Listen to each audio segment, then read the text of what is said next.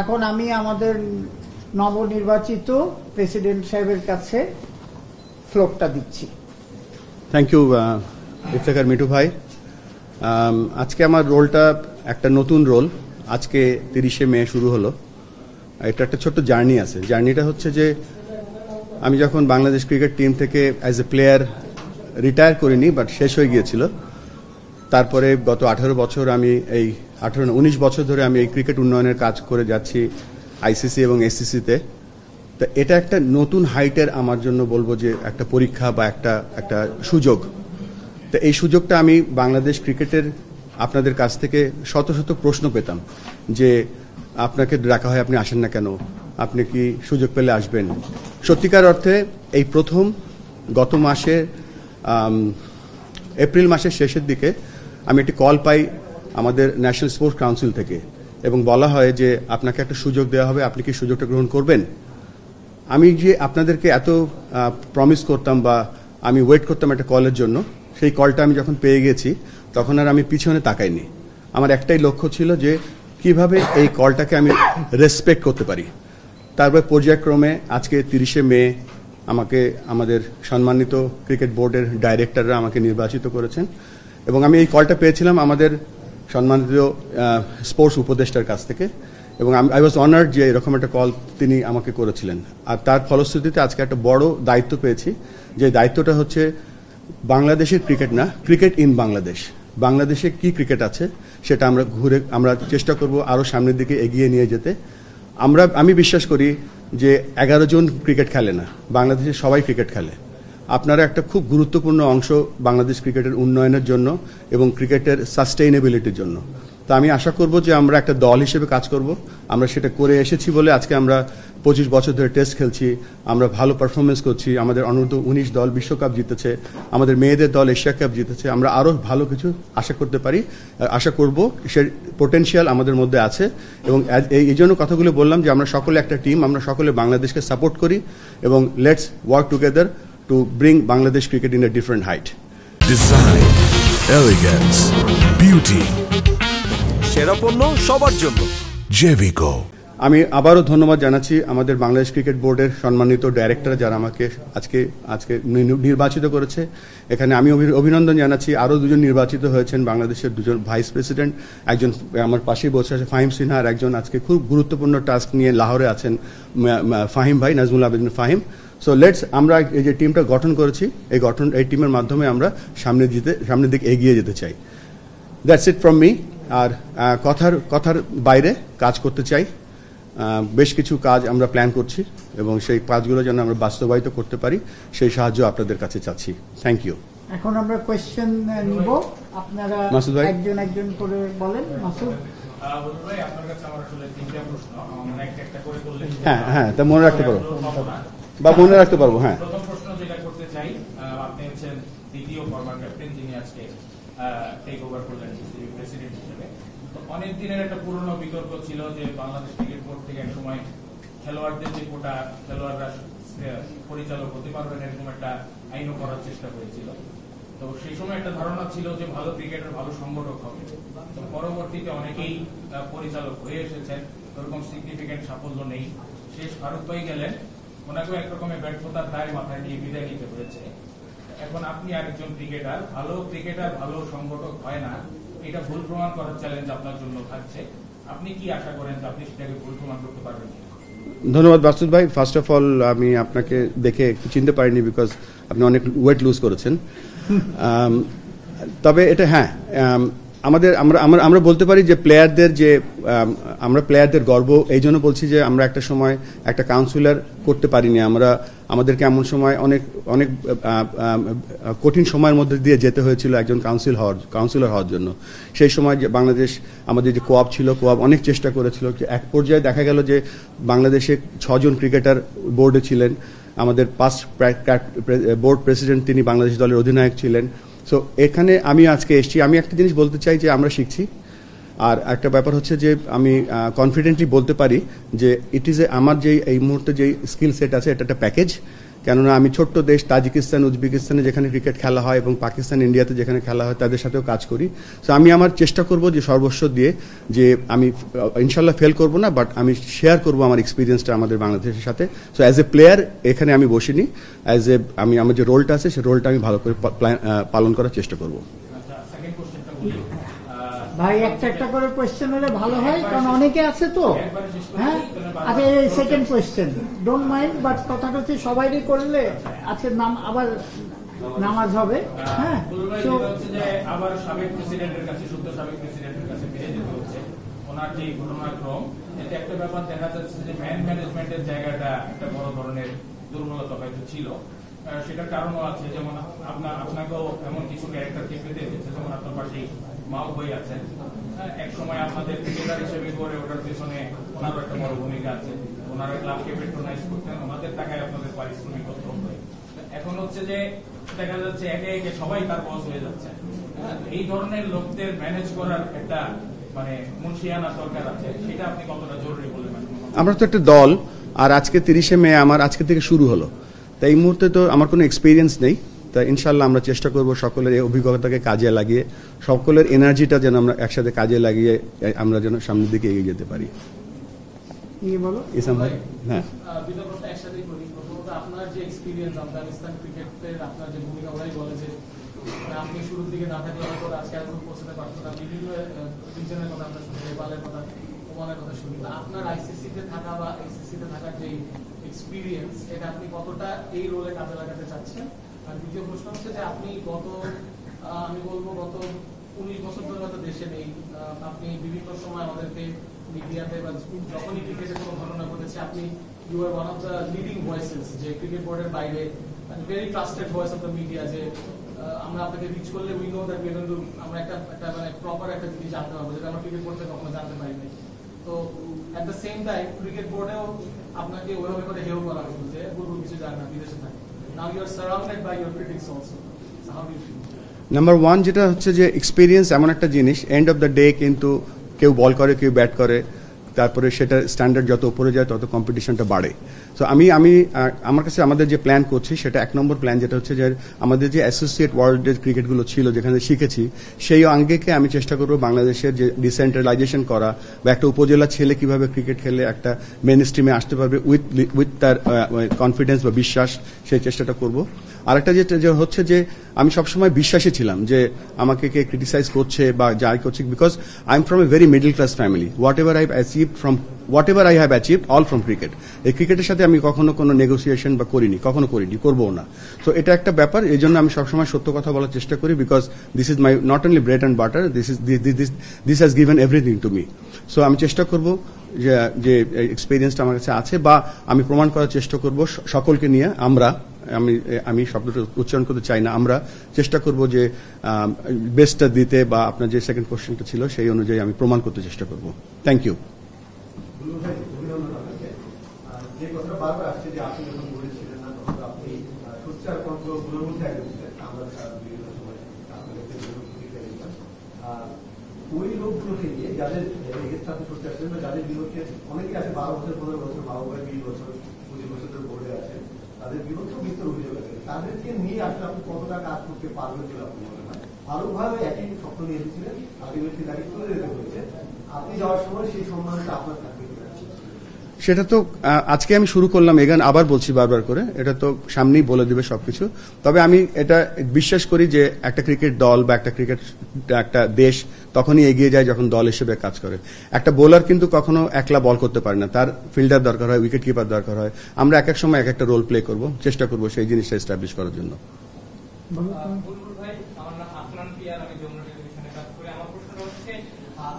ফারুক আহমেদের ক্ষেত্রে বোর্ড পরিচালকরা অনাস্থা দিয়ে একটা চিঠি দিয়েছে, এবং স্পোর্টস কাউন্সিল ফারুক আহমেদকে তাদের ওই কাউন্সিলরশিপ থেকে সরিয়ে দিয়েছে। দ্যাট মিনস তারা চাইলে সরিয়ে দিতে পারে। আপনি যেহেতু তাদেরই মনোনীত, তারা চাইলে আপনাকেও সরিয়ে দিতে পারে। যদি সরতে না হয়, হয়তো তাদের কথা মতো আপনাকে চলতে হবে। এই জিনিসটা একটা বার্ডেন হিসেবে কাজ করতে পারে কিনা? আমার এই কয়েকদিনের এক্সপিরিয়েন্সে এমন কিছু মনে হয়নি যে তার কারো কথায় চলতে হতে পারে। ক্রিকেট একটা ভেরি আমি বলবো যে কালচারাল গেম। এখানে ভেরি হাইলি টেকনিক্যাল গেম। এখানে ক্রিকেটটা কেউ কাউকে শেখাতে পারে না। প্রসেস আপনি যে বললেন যে কিছু যেগুলো এসছে সেগুলো তো আমি আজকে এসছি, আমি সেগুলো দেখব এবং আমাদের এখানে যে দল আছে আমরা সেটা দেখব, তারপরে আমরা আপনার এই কোশ্চেনটার অ্যাকচুয়াল উত্তর দিতে পারবো। এদিক দিয়ে আসতেছি, আসি এদিকে। আমরা অনেক আগে থেকে শুনে আসছি বা দেখে আসছি যে বোর্ডে দরকার বা কোচিং এর দরকার, বাংলাদেশের ক্রিকেটে দরকার। সেটা বিসিবি সভাপতির পদ না অ্যাকচুয়ালি। আপনার সাথে সেটা কথা হয়েছে বা ইন্টারভিউ নিয়েছে আপনার, আপনি ইচ্ছা প্রকাশ করেছেন যে আপনি ক্রিকেট ডিরেক্টর হচ্ছেন, বাংলাদেশের গ্রুপ লেভেল থেকে সব ক্রিকেট নিয়ে কাজ করতে চান। আপনি যেসব কাজ করতে চান, আপনি স্বপ্ন দেখেছেন, সেটা কি বিসিবি সভাপতির পদে বসে করা সম্ভব? আমার কাছে মনে হয় যে এই রোলটা আরো বেটার রোল, যেখানে আমাকে হয়তো কম কাজ করতে হবে বা মোর ডাইরেকশন দিতে হবে with the help of all the other experience directors. So এখানে আমার কাছে মনে হয় যে নট অনলি প্লেয়ার ডেভেলপমেন্ট, আমি যে কথাটা বলেছি ক্রিকেট নট বাংলাদেশের ক্রিকেট ইন বাংলাদেশ, সেটা আরো ভালো করে জানতে পারবো। বললাম যে পরিচয় করে দাও, পরিচয় দাও। আমার নাম জ্যোতির্ময় মণ্ডল, আমি একটা কথা হচ্ছে শোনা হচ্ছে যে আপনি মাত্র 3 মাসের জন্য আসছেন। আসলে আপনার সঙ্গে কেমন কথা হয়েছে বা কথা হয়েছে জন্য আসছেন, যদি 3 মাসের জন্য আসেন তো আসলে 3 মাসে কতটুকু কি করেন, এবং আপনি একটা দায়িত্ব ছিলেন, সেখান থেকে কেন 3 মাসের জন্য এটা একটা খুব ভ্যালিড কোশ্চেন করেছেন আপনি। আমার কাছে মনে হয় যে এখানে আমাকে আজকে নির্বাচিত করা হয়েছে বাংলাদেশ ক্রিকেট বোর্ডের প্রেসিডেন্ট হিসেবে 3 মাসের জন্য না, আমি নির্বাচিত হয়েছি আজকে। সো আপনারা জানেন যে এর আগে আমি চাকরি করতাম আইসিসিতে, এবং আমি তাদের কাছে অনেক কৃতজ্ঞ যে আমি সেই জার্নিটাতে অনেক কিছু ম্যানেজমেন্টের কাজ শিখেছি, তাদের কাছে আমি কৃতজ্ঞ, এবং তারা উইলিংলি আমাকে বলেছে you should go and help work for your country. So এখানে কোনো আমার কাছে আইসিসির সাথে কোনো 2 মাস বা 3 মাসের কোনো চুক্তি নেই। আমি বেসড অন মাই নিড আমি এখানে কাজ করব, এবং সেটা অবশ্যই কোনো টাইম ফ্রেম নেই এখানে। আতিফ, একজন করে আসি, তারপর আমি এদিকে সরে আসবো। এখানে আতিফ, যে কথা এসেছেন আপনি যদি বুঝা করে আপনি বলছিলেন যে আপনি নির্বাচন নির্বাচন হয়, এটা হলো আপনার one age one of the biggest agenda. খুব বেশি টাইম না, অক্টোবরে হলো শিডিউল নির্বাচন। এর মধ্যে আসলে আপনি কি জিনিসটা কোন ডেভেলপমেন্টটাকে আপনি ডেভেলপমেন্ট হিসেবে দেখতে চাইছেন? হ্যাঁ, আমি যেহেতু সময়টা কম, আমরা জানি যে টেস্ট ম্যাচ 5 দিনের হয়, ওয়ান ডে হয় 7 ঘন্টার, তা আমি একটা কুইক T20 ইনিংস খেলতে এসেছি এখানে। সো একটা ভালো T20 ইনিংস খেলবো, যে ইনিংসটা আপনারা সকলে মনে রাখবেন, এবং চেষ্টা করব ওভারঅল বাংলাদেশে যে ক্রিকেটটা যাতে একটা সবাই খেলতে পারে, সবার খেলা হয়, আমাদের একটা স্টেটমেন্ট হয় ক্রিকেট সবার জন্য, এরকম একটা কাজ শুরু করে দিয়ে যেতে চাই। এই যে মেহেদী ডেইলি স্টার, পানি একটু দাও তো। হ্যাঁ, গতকাল কি একটা লেটার পাঠানো থেকে যে সংস্কারগুলো আসলে হয়নি, ওটা নিয়ে আসলে একটা লেটার আপনি আসলে কি বিলিভ করেন বা আপনি কি আসলে জানেন কি সংস্কারগুলোর জন্য আসলে আপনাকে এর আগেও বলেছি যে আজকে আমি শুরু করলাম, তো আমি আর একটু ডিটেল জানি। তখন আমি একটা ফ্রেমওয়ার্ক মাইন্ড নিয়ে এসেছি যেখানে আমি ক্রিকেটের কাজ করব, বাট এখানে যেহেতু আরো বেশ কিছু যাই জিনিসগুলো এখন তৈরি হয়েছে, সেগুলো একটু বেটার জেনে তারপর আমি বলতে পারবো। তারপরে আমরা পানি, থ্যাংক ইউ। হ্যাঁ, আমি আপনাকে 2টা প্রশ্ন আপনি বলেছেন যে আপনি কোনো টাইম ফ্রেম নিয়ে আসেন, একটা কাছে বলেছেন কুইক একটা ট্রিটমেন্ট আপনি কি আসলে নেক্সট ইলেকশন পর্যন্ত আছেন, নাকি নেক্সট ইলেকশন আপনি কমপ্লিট করবেন, নাকি আসলে নেক্সট ইলেকশন আপনি কমপ্লিট করবেন না, সেই ডিসিশন নিয়ে এই সময়টার জন্য আপনি এসেছেন? একটা অংশ, আরেকটা অংশ যেটা সেটা হচ্ছে আপনার সঙ্গে এখন আমাদের বোর্ড ডিরেক্টর যারা রয়েছেন, যারা আপনাকে ইলেক্টেড করেছেন, তারাই ফর্মার প্রেসিডেন্টের বিরুদ্ধে অনাস্থা প্রস্তাব এনেছেন, এবং আপনার কলিগ তিনি, আপনার ক্যাপ্টেন যিনি, আপনারা একসাথে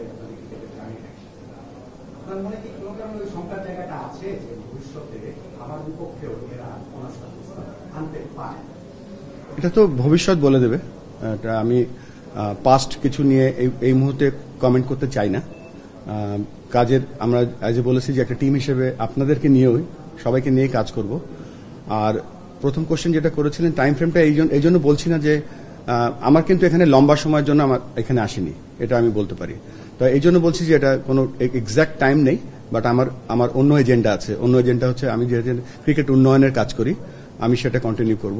এটাও একটা শর্ট টার্ম অ্যাসাইনমেন্ট হিসেবে নিয়েছি, এর বেশি আমি কিছু বলতে পারছি না এই মুহূর্তে।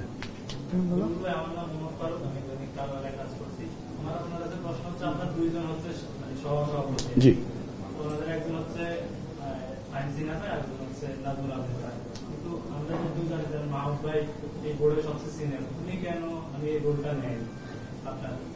আমি বলতে পারবো না, এটা মাহবুব ভাই ভালো বলতে পারবে। কেন মাহবুব ভাই? এই আনসার করেন এটা। যাদেরকে আমরা ইলেক্ট করেছি তাদেরকে আমরা ইলেক্ট করেছি, সো দ্যাটস আন্ডারস্ট্যান্ডেবল। বলো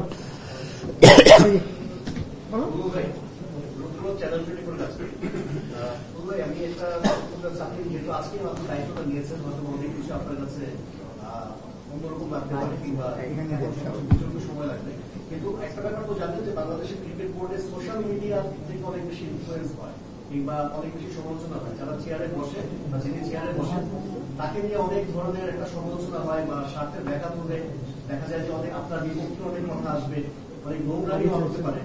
এটা একেবারে কমন প্র্যাকটিস বাংলাদেশে বা বাংলাদেশ ক্রিকেট বোর্ডেও। এগুলোর জন্য আপনি কতটুকু মেন্টালি প্রিপেয়ার বা এগুলো হ্যান্ডেল করার জন্য আপনি কিভাবে সবকিছু ম্যানেজ করবেন? যেমন আজকে সকালেই দেখলাম একটা নিউজ কোথায় জানি ওই হোয়াটসঅ্যাপে এসছে, আমি প্রথম প্রেসিডেন্ট 12 লক্ষ টাকা বেতন নিয়ে কাজ করছি। তো এই ধরনের এগুলো একেবারেই অসত্য কথা। তারপরে এসছে যে আমি নাকি সিইও হওয়ার জন্য অনুরোধ করেছি বা একটা নাম্বারও বলা হচ্ছে সেখানে। এগুলো একেবারেই সত্য কথা নয়, কোনো ফোরামেই আমার সাথে আলোচনা হয়নি। তো এরকম আসবে। এখন আমি আশা করব যে যারা এই কাজগুলো করছে আমার মনে হয় করবে না, কেননা end of the day cricket plays with playing condition. তো আমরা প্লেইং কন্ডিশনের মধ্যেই থাকার চেষ্টা করব। আমাদের যে বোর্ড প্রেসিডেন্ট ছিলেন তপন ভাই, এরপর ফারুক ভাই, দুজনই মিডিয়ার সঙ্গে ওনাদের ইন্টারাকশনটা বেশি ছিল। ফারুক ভাই যেদিন আসলেন বললেন যে আমি মিডিয়াতে কম কথা বলবো, কিন্তু দেখা গেল যে বোর্ডের সঙ্গে ওনার 3 মাসে 100 দিনের 100+ বেশি কথা হয়ে গেছে। তো আপনি কি কথায় বলতে বেশি কাজ করে দেখেন? আমি প্রথমেই ক্ষমা চেয়ে নিচ্ছি আপনাদের কাছে, এটা আমার উচিত ছিল আগেই, যে গত 3 দিনে প্রায় কয়েকশো ফোন পেয়েছি এবং আপনাদের অনেকের ফোন ধরিনি, আপনারা রেগে আছেন আমি জানি। সো আপনি যে ক্ষমা করে দেবেন এই জন্য।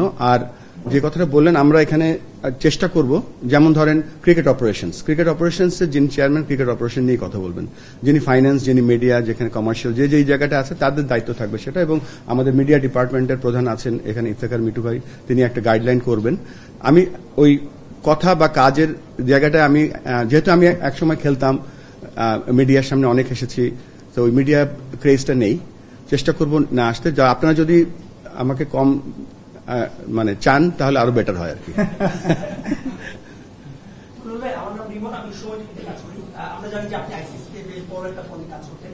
আপনি কি বাংলাদেশ ক্রিকেট বোর্ডের প্রথম, আমরা জানি বাংলাদেশ ক্রিকেট বোর্ডের যে সভাপতির পদটা পেইড না, আপনি কি প্রথম পেইড সভাপতি হতে যাচ্ছেন কিনা? একটা গুঞ্জন শোনা যাচ্ছে, একটু ক্লিয়ার না এই ব্যাপারে আর একটু ক্লিয়ার করি। Thank you. এর আগের অর্গানাইজেশন ছিল ইন্টারন্যাশনাল ক্রিকেট কাউন্সিল, সেখানে আমি ডেভেলপমেন্ট ম্যানেজার এশিয়ার জন্য কাজ করেছি 8 বছর, সব মিলিয়ে 10 বছর এসিসি যাওয়ার পরে। তো সেখানে আমি একটা বেতন পেতাম। সো আমি যখন এখানে আসি তখন আমার অর্গানাইজেশন বলেছে যে যেহেতু তুমি একটা নতুন কাজে যাচ্ছ, you won't get paid. So ওইটার হিসাব করে এখানে কিন্তু কখনো, আমি জানি বাংলাদেশ ক্রিকেট বোর্ডের প্রেসিডেন্ট কখনো এটা একটা অনারারি রোল, তো এখানে কখনো চিন্তায়ও আসেনি যে এটা কোনো এটা পে রোল হতে পারে কিনা। ইম্পসিবল, এটা না, অ্যাবসলিউটলি মানে ফলস। এই যে পিছে তুমি বলবা? হ্যাঁ বলো। পরিচয় দিয়ে নিও, পরিচয় দাও। সাজ্জাদ, কালবেলা ডিজিটাল থেকে। বাংলাদেশ ক্রিকেটের ভাবমূর্তিটা কিছুটা খারাপ হয়ে গেছে ফারুক ভাই যেভাবে চলে গেলেন, তারপর হচ্ছে গিয়ে বিপিএল এ কিছু ঘটনা ঘটেছে, ক্রিকেট সাপোর্টার্সরা মনে হচ্ছে যে ক্রিকেটটা কম ফলো করছে, পারফরমেন্সও খারাপ হচ্ছে। এখন আপনি ভাবমূর্তি ফেরানোর জন্য ক্রিকেট বোর্ড এবং দুদক এসেছিল জানেন নিশ্চয়ই, তো সবকিছু মিলে ভাবমূর্তি ফেরানোর জন্য এই শর্ট টাইমে আপনি কি করতে পারেন বা কি করবেন? এক্সেলেন্ট। আমার কাছে আমরা কিছু প্ল্যান করছি, সেই প্ল্যানগুলোর এক্সিকিউশন কাল থেকে আমরা শুরু করব। কালকে আমাদের প্ল্যানটা শেয়ার করব আমাদের বোর্ডের সাথে সবাই, তখন আমরা কাজ শুরু করব। আপনার যে প্রশ্নটা আছে ক্রিকেটের ভাবমূর্তি নিচে নেমে গিয়েছে কিনা জানি না, বাট আমরা সামনের দিকে এগিয়ে নিয়ে যাওয়ার চেষ্টা করব। কেননা ক্রিকেট বাংলাদেশের একটা সব থেকে পপুলার খেলা এবং ক্রিকেট এই খেলাটা যাতে সামনের দিকে এগিয়ে যেতে পারে। এবং আমরা যে এর আগের অর্গানাইজেশন আইসিসি বাংলাদেশ নিয়ে অনেক গর্ব করে, বিকজ অফ বাংলাদেশের যে ভিউয়ারশিপ আছে, বাংলাদেশের ক্রিকেট ফলোয়ার আছে, এটা ইভেন্চুয়ালি এটা আইসিসির অ্যাকাউন্ট। সো চেষ্টা করব সেটা সামনের দিকে এগিয়ে নিয়ে যেতে। প্রশ্ন ভাই, মানে রাশিয়ান যেহেতু দায়িত্ব নিয়েছেন, টাইম ফ্রেমটা আপনি যে আমাদেরকে রিভিল করছেন না, তবে আমরা ধরে নিচ্ছি যে অক্টোবরের আগে আপনাকে নির্বাচনের যে প্রস্তুতি সেটা নিতে হচ্ছে। তো নির্বাচন যখন হচ্ছে তখন বিপিএলও কিন্তু আপনার কাছাকাছি সময়, মানে আপনি টপ প্রায়োরিটি তো ইলেকশনের, মানে যদি কনস্টিটিউশন অ্যামেন্ডমেন্ট আরো অনেক কিছু যদি আসে, তাহলে আপনি এটাকে চক আউট কিভাবে করবেন? এটা নিশ্চয়ই একটা হোমওয়ার্ক করেই, আমরা আপনাকে যারা অনেক আগে থেকে চিনি, হোমওয়ার্ক করা ছাড়া আপনি পর্যন্ত আসেন। তাহলে যদি কিছু শেয়ার করা থাকে এই জায়গাটা কিভাবে মিল আপ করবেন? আচ্ছা, তার আগে বলে নেই, আমি ঢাকায় এসেছি আজকে 8 দিন এবং আমি খুব একলা একলা ঘুরতাম। হঠাৎ করে আমি একদিন মসজিদে যাচ্ছি কারণ বাজার দিয়ে, হঠাৎ করে দেখি উনি একটা দোকানে বসে টঙে চা খাচ্ছে। মানে লুকিয়ে ছিলাম, বাট ওনার কাছে ধরা পড়ে গেছিলাম আমি। এনিওয়ে, সো আজকে আমরা আমাদের যে আলোচনা ছিল সেই আলোচনায় আমরা জাস্ট টাচ বেজে আমরা আলোচনা শুরু করেছি। আমরা আরেকটু ডিটেল এর পরের মিটিং আপনাদের বলতে পারবো।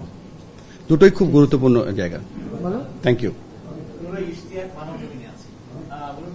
আমরা গত কয়েক বছর ধরে দেখছি ক্রিকেটটা মাঠের দিকে ছাপিয়ে বাইরের আলোচনা বেশি,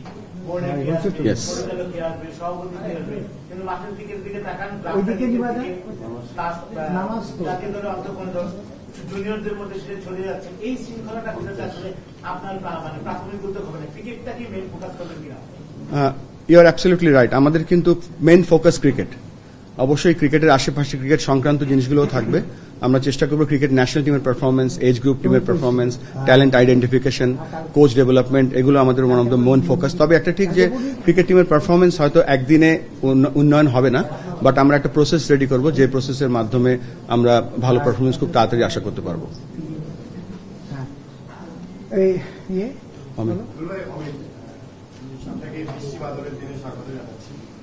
যে প্রশ্নটা করতে চাই আপনাকে, সেটা আমি আসলে গত 10-12 বছর ধরেই করছি। আগে সভাপতি করেছি, 9 মাস আগে এখানে করেছি। কিছু কিছু তো পরিবর্তন আপনারা করবেন জানেন, কিন্তু বিসিবিতে আজকে কনস্টিটিউশন পদ পূরণ করা হয়েছে, সহসভাপতি ছিল না, সিওফও নিয়োগ করা হয় না। গত কয়েক মাসে এটা নিয়ে আরো বেশি আলোচনা হয়েছে অর্থনৈতিক বিষয়গুলো। সিওফও নিয়োগ করতে অনেক বেশি সময়ও লাগে না। আমি জানি আমরা যেটা বোর্ডে আজকে ডিসিশন নিয়েছি করা যেতে পারে একটা বিষয়। আর আপনি প্রায়োরিটি বেজে বলবেন কিনা কোন 4-5টা কাজ আপনি শুরু করে যেতে পারেন, এটা আপনার কাছে প্রশ্ন। একটা মাও ব্যাংকে যাওয়ার একটা প্রশ্ন, আমি এটা উত্তর চাই। আপনার কাছে অনাস্থার প্রস্তাবে একটা লাইন লিখেছেন, হাসিব সিং এর বিষয়টা আপনি জানতেন না, যেভাবে তাকে অপসারণ করা হয়েছে। সেই জায়গাটায় আমরা জানি ফারুক আহমেদ এখানে বসে বলেছিলেন যে 2023 বিশ্বকাপের রিপোর্টের ভিত্তিতে তাকে স্যাক করা হয়েছিল। আপনি সেই 23 বিশ্বকাপের রিপোর্টের একজন মানুষ, যে কারণে তাকে স্যাক করা হয়েছিল নাসুমকে অ্যাসল্ট করার বিষয়ে, আপনার সেই 23 সালের রিপোর্টে কোথাও কি স্পষ্ট করে বলা ছিল, আপনার প্রমাণ পেয়েছিলেন এরকম যে হাতুর সিং নাসুম আহমেদকে অ্যাসল্ট করেছিল? প্রথম হলো রিপোর্টটা গোপনীয়, সেটা প্রেসিডেন্টকে আছে এবং ভেরি ক্লিয়ার। ওখানে যদি ডেফিনেটলি প্রমাণ থাকতো, তোমরা ওইদিকে, আমি ওর দিকে উত্তর দিচ্ছি তো, ডেফিনেটলি প্রমাণ থাকতো তাহলে সেটা নিশ্চয়ই তখনই এটা প্রকাশ পেত। স্বাভাবিক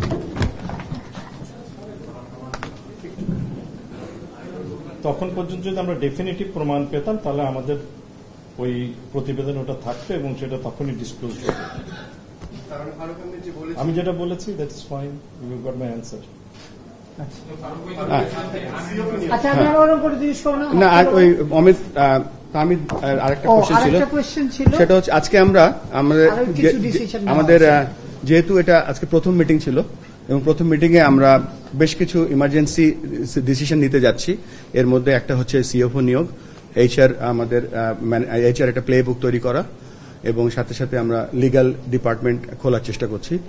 এবং মার্কেটিং এবং মার্কেটিং ডিপার্টমেন্ট আমরা আরো প্রসারিত করছি এবং আমাদের যে ফিউচার যে ট্রিপগুলো, আমাদের যে ইন্টারন্যাশনাল ইভেন্টগুলো আছে হোম অ্যান্ড অ্যাওয়ে, সেগুলো কিভাবে আমরা ব্যবহার করতে পারি কমার্শিয়ালি, সেই ব্যাপারগুলো আলোচনা করেছি। সেটা অ্যাডভার্টাইজমেন্ট আসবে, যেটা বুলবুল ভাই বলল, ঠিক আছে? আচ্ছা, এখানে বলো, এখানে ছিল ওইদিকে, ঠিক আছে, লাস্ট এখানে দিয়ে। আমার প্রশ্নটা হচ্ছে আকরাম ভাইয়ের কাছে। আকরাম ভাই, আমরা গতকাল দেখেছি আসলে 8 পরিচালক অনার্স দিয়েছেন সেখানে আসলে আপনি সাইন করেনি বা আপনার স্বাক্ষর সেই যেটা আমরা পাইনি, মানে সেখানে আসলে আপনার ব্যাখ্যাটা কি? এটা আমার ব্যক্তিগত ব্যাপার, আমি এটা মিডিয়াতে বলতে চাচ্ছি। বলো, এখানে আছে এই যে স্যার,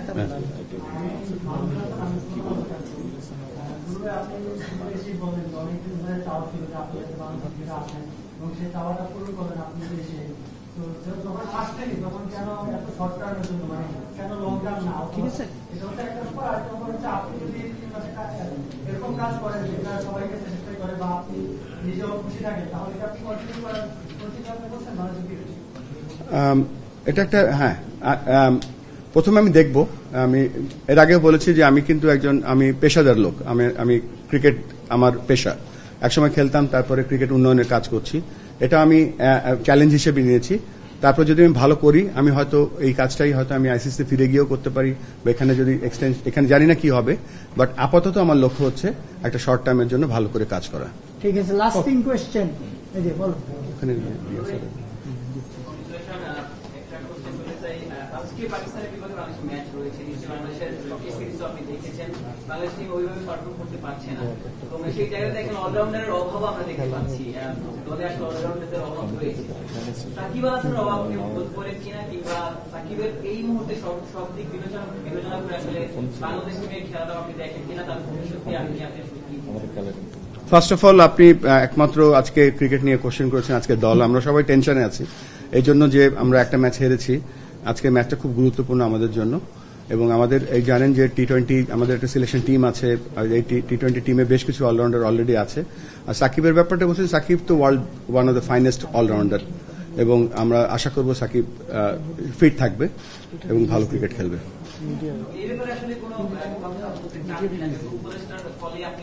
জি না, উপদেষ্টার কলের সাথে তো এটার কোনো সম্পর্ক নেই, উপদেষ্টা তো সিলেক্টর না। তবে এটা আমাদের যে ক্রিকেট বোর্ডের যে সিলেকশন কমিটি আছে তারা দেখবে, এবং আমাদের সিলেকশন একটা প্রসেস বা একটা সিস্টেম আছে, তারা সেটা ফলো করবে এবং সেটা আমরা রেসপেক্ট করবো। ভাই নামাজের সময় হচ্ছে, লাস্ট 2 কোশ্চেন রিয়াসাত। দুটো প্রশ্ন। ইয়েস। প্রথম ব্যাপার যেটা অনেক পরিক্রমা এবং ঘটনা প্রবাহের কারণে আমি অনুষ্ঠান করবো আজকে 30 মেতে এখানকার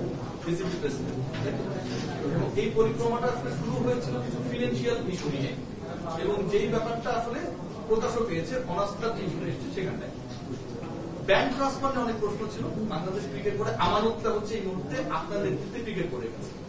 যেসব জায়গায় অথবা যেসব ইনস্টিটিউশনে ইনস্ট্যান্ট কিছু ব্যাংক ট্রান্সফার হয়েছিল, পোস্ট ফ্যাক্টর অ্যাপ্রুভাল নিয়েছিল, শুরু থেকে নেওয়া হয় নাই, বোর্ডকে শুরুতে জানানো হয় নাই, মাহবুব সেটা জানিয়েছেন। সেই জায়গাগুলো থেকে বাংলাদেশ ক্রিকেট বোর্ডের এই আমানতটা আপনারা সিকিউর করার চেষ্টা করবেন কিনা ভালো জায়গায় দিয়ে, এটা আমার 1 নম্বর প্রশ্ন। আচ্ছা, 1 নম্বরের প্রশ্নটা উত্তর দেই আমি। আমরা কিন্তু এই ব্যাপারে ডিটেল আলোচনা করিনি, তবে আমাদের এই আজকের আলোচনার ওয়ান অফ দ্য মেজর জায়গা ছিল সিএফও নিয়োগ করা, বাট আমাদের এই ফাইন্যান্সিয়াল যে ব্যাপারগুলো কত ট্রান্সপারেন্ট রাখা যায় আমরা চেষ্টা করব এটা ওয়েবসাইটের মাধ্যমে যতটা ক্লিয়ার রাখা যায়। এন্ড অফ দ্য ডে ক্রিকেটের টাকাটা বা ক্রিকেটের যে আয়, সেটা কিন্তু ক্রিকেটের জন্য, আজকের ক্রিকেটের জন্য, যে ছেলেটা আরো 10 বছর পরে বাংলাদেশে জন্মগ্রহণ করবে তার জন্য। সো অবশ্যই এই টাকা, এই যে ফান্ডগুলো আছে সেগুলো কিভাবে আমরা আরো বেটার ভাবে এবং বেটার ওয়েতে আমরা ইউজ করতে পারি, বা আমরা এমন একটা জায়গায় এটা ব্যবহার করতে চাই, বা আমরা কন্টিনিউ করতে চাই, বা বলতে পারেন যে আমরা আরো ডিটেল জানতে চাই, তখন আমরা এটা নিয়ে কাজ করতে পারবো। তারপর এন্ড অফ দ্য ডে অবশ্যই আমরা এটা রি-ইনভেস্টিগেট করবো। রি-ইনভেস্টিগেট করবেন বলে আরেকটা ব্যাপার, আপনি শুরুতেই বলেছেন যে এপ্রিলের শেষ নাগাদ আপনার ক্রীড়া উপদেষ্টা আসিফ মাহমুদ সজীব ভাইয়ের সাথে কথা হচ্ছিল রিগার্ডিং বিসিবি। ইয়েস। আপনি আপনার বক্তব্যের মিডিলে এসে বলেছেন যে এখানটায় অনেক ভুয়া নিউজ করা হয়েছে অনেক জায়গা থেকে, যেখানটায় আপনি সিইও হয়ে আসবেন, 12 লাখ টাকা নেবেন, এই সমস্ত আলেবাদী নিউজ হয়েছে অনেক জায়গা থেকে মিসকোট করে আপনাকে নিয়ে। তার মানে সিইও হওয়ার জন্য আপনার সাথে নিশ্চয়ই আসিফ মাহমুদ সজীব ভুইয়া এপ্রিলের শেষ সপ্তাহে কথা হচ্ছিল না। আমার সাথে আমাদের মাননীয় উপদেষ্টার প্রেসিডেন্ট হওয়া নিয়েও কথা হচ্ছিল না। আমাকে বলেছিল আপনি বাংলাদেশ ক্রিকেটের জন্য কাজ করতে চান কিনা, আমি এক বাক্যে হ্যাঁ বলে দিয়েছিলাম। আমি কিন্তু এখানে প্রেসিডেন্ট হওয়ার জন্য আসিনি। তো এটা পরিক্রমার মাধ্যমে আপনি বলেছেন আগে এটা হয়ে গিয়েছে। তো আমি বাংলাদেশ ক্রিকেটকে সার্ভ করতে চাই, এখন যেই জায়গাটায় আছি সেই জায়গাটাকে সার্ভ করতে চাই। তবে এটা ঠিক আমার সাথে কখনো কারো বাংলাদেশ ক্রিকেট বোর্ডের কোনো স্টেক হোল্ডারের সাথে সিইও নিয়ে বা কোনো নাম্বার নিয়ে কথা হয়নি। আরেকটা ছোট্ট প্রশ্ন, আমরা আগের প্রেসিডেন্টে দেখতাম যে তার গাড়ির আগে একটা এবং পরে আরেকটা প্রোটোকলের গাড়ি যেত। আপনি যদি বিদেশ থেকে দেশে এসেছেন, আপনি কয়টা গাড়ি ব্যবহার করবেন? আমাকে একটা সাংবাদিক কালকে বলেছে আপনি সবথেকে গরিব প্রেসিডেন্ট যতগুলো প্রেসিডেন্ট বাংলাদেশে এসছে। আমার এই মুহূর্তে আমার কাছে কিছু নেই, আমি ওইভাবে কিছু করিও না। I try to live a very simple life এবং চেষ্টা করবো যে কাজটা সেই কাজটা ফোকাস করার জন্য, not to do other things. Thank you. দেব লাস্ট কোয়েশ্চেন, নামাজ হয়ে যাচ্ছে ওই জন্য। হ্যাঁ সরি। Thank you. আমি জাস্ট দুটো জায়গা প্রশ্ন করতে পারি, আমার ভাষাটা বলতে পারি। সেটা হচ্ছে যে লাস্ট 1.5 ইয়ার্স আমি বাংলাদেশের 19টা জেলায় গেছি। তো বরাবরই হচ্ছে যারা ইয়াং প্লেয়ার আছে এদের কাছে দেখেছি আমি বাংলাদেশের লোকাল ম্যাক্সিমাম জায়গায় উইকেট নেই। প্রত্যেক জেলাতে প্রত্যেক বছরের জন্য বিসিবি থেকে 24 থেকে 30টা বল দেওয়া হয়। তো এই জায়গাটাতে আমার মনে হয়েছিল বরাবরই যেখান থেকে প্লেয়াররা সবচেয়ে বেশি উঠে আসবে সবচেয়ে লিগলে। কিছু জায়গায় আছে যেখানে নেট করা হচ্ছে মাছ ধরার জাল দিয়ে, বাচ্চাদের কোনো ফ্যাসিলিটি নেই, যাদের বয়স 14-16। এই জায়গাটা আপনি প্রায়োরিটি বেসিসে যতটুকু সময় আপনি পাবেন এর মধ্যে কোনো ফ্রেমওয়ার্ক করবে যেখানে এই জায়গাটাতে সবচেয়ে বেশি বা টপ মোস্ট প্রায়োরিটি দেওয়া যায়। আর সেকেন্ড কোশ্চেনটা হচ্ছে যে ন্যাশনাল যে স্টেডিয়ামটা আছে, কথা হচ্ছে যে 900 কোটি টাকার স্টেডিয়াম হবে, 76 কোটি টাকা অস্ট্রেলিয়ান একটা কোম্পানিকে দেওয়া হয়েছে। যারা সো মেনি ডিসপিউটেবল আলোচনা সেখানে কি দুটো মাঠ ইমিডিয়েট বেসিসে করা যায় কিনা, যে প্রিমিয়ার লিগের টিমগুলো বা অন্যান্য ফার্স্ট ডিভিশন সেকেন্ড ডিভিশনের ক্লাব ক্রিকেটের খেলাগুলো বিপিএসটি বা অন্যান্য দূরে দূরে যে এই কাছাকাছি খেলার আয়োজন করা হয় দুটো মাঠ ছোট করে। Thank you. আমরা বলতে চাচ্ছি যে ফ্যাসিলিটি নিয়ে অবশ্যই মাহবুব ভাই বলতে পারে আমার থেকে বেটার। তবে যেই ক্রিকেট উন্নয়নের কথা যেটা দেব ভাই বললেন, আমাদের কিন্তু প্রায়োরিটির নাম্বার 1 হচ্ছে দেশের ক্রিকেট ছড়িয়ে দেওয়া। আমরা অনেক বছর ধরে আমরা বলে চলেছি যে বাংলাদেশের, আমরা জানেন 2000 সালে যখন আমরা টেস্ট স্ট্যাটাস পাই তখন আমরা প্রমিস করেছিলাম আইসিসির কাছে, আমাদের যে পেপারটা ছিল যেখানে বাংলাদেশ ক্রিকেটের আমরা ডিসেন্ট্রালাইজ করব বা আমাদের রিজিওনাল ক্রিকেট বডি হবে। সো সেটার একটা প্রধান কাজ আমরা এবার করব এবং করে যেতে চাই। সেটা ফ্রেমওয়ার্ক অলরেডি রেডি, কালকে আমি বোর্ডের কাছে প্রেজেন্ট করব, আমরা সেটা নিয়ে আলোচনা করব। সেই জায়গাটায় 3টা ক্রিটিক্যাল সাকসেস ফ্যাক্টর থাকবে। একটা হচ্ছে যে আমাদের country wide robust coaching system থাকবে, সব জায়গায় কোচ থাকবে যাতে কোচের চোখ আর একটা সাধারণ মানুষের চোখ এক নয়। সো আমরা সেটা চেষ্টা করব সব জায়গায় এবং ট্যালেন্ট আইডেন্টিফিকেশন করব। এবং 3 নম্বরে যেটা সব জায়গায় আমরা একটা কম্পিটিটিভনেসের চেষ্টা করব, সব যেটা গ্রামে হোক, স্কুলে হোক, উপজেলায় হোক, সব জায়গায় আমরা চেষ্টা করব একটা কম্পিটিটিভ, সব ফান ক্রিকেট থাকবে, কমিউনিটি ক্রিকেট থাকবে, তারপরে সাথে সাথে একটা কম্পিটিটিভ ক্রিকেট বা প্রতিযোগিতামূলক ক্রিকেট আমরা রাখবো যেখান থেকে আমরা ন্যাচারাল র ট্যালেন্ট আমরা বের করে আনতে পারবো। সেটা হবে আমাদের মানে টার্গেট নাম্বার 1। সো আমরা কালকের পরে আরেকটু ডিটেল আপনার এই প্রশ্নের উত্তর দিতে পারবো।